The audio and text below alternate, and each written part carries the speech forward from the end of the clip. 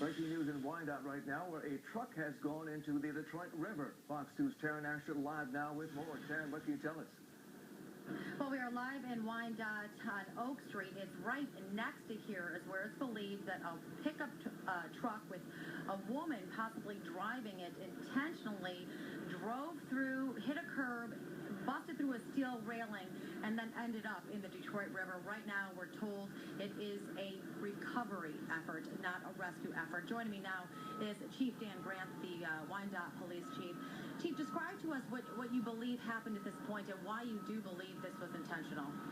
We got the call at 8:47 p.m. and we had several witnesses that have made several statements relating to the type of vehicle and how many people are in the vehicle. We know it was a pickup. We've had several people say there was one person in the vehicle, and we've had several say there might have been 3 people in the vehicle. But what we do know is just south of Oak Street here in the parking lot, the vehicle was parked there, and witnesses all concurred that they revved the engine, had the windows down on the red pickup truck, and then drove about 100 feet, flooring the vehicle, up the curb across 75 feet of grass and through the steel railing into the Detroit River. Because of the speed, it went approximately 40 yards out into the river with the 6-mile-an-hour current. It drifted south about another 75 yards, and then the witnesses said it went nose down and sank very quickly. Right now, you have the Coast Guard out here searching. You have the dive teams. Wayne County just pulled up as well. Any sign of this truck or anybody who may be inside? Not at this time. Right now, the visibility is about 2 feet, and they still have yet to locate the vehicle. And once they do, we'll make a determination as to what's inside the vehicle, and then make a recovery attempt, and then also latch onto the vehicle and pull it from the river. I mean, Chief, you were saying this was a busy night. There were a lot of people out.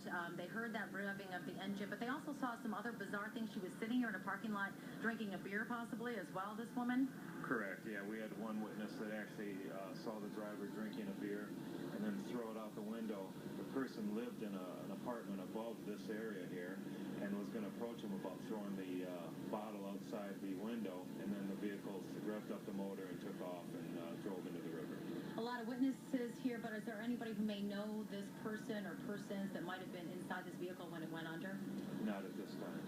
You are curious to find out who this exactly is? Absolutely. All right. And Chief, how long do you plan to be out here tonight? We'll be out here until it takes to get the vehicle recovered and anybody that's inside the vehicle. Obviously, weather being a factor? Well, right now it is. You know, with the rain, it stirred up the water a little bit, and right now, as I indicated earlier, we only have about 2 feet of view in front of the divers, but I'm sure they'll have success locating the vehicle here in the near future. Thanks, Chief Dan Grant, for that update. Again, we have a pickup truck. It's submerged in the water. It's become now a recovery effort. It's not clear how many people were inside. Some reports of 1, possibly up to 3. The Coast Guard, the dive teams, the police department, and the fire department plan to be out here as long as it takes to be able to find that vehicle and whomever may be inside. We are live in Wyandotte tonight. Taryn Asher, Fox 2 News. Back to you. All right, Taryn, thank you for that live report. We'll have more on this story later right here on the edge at 11. Thanks.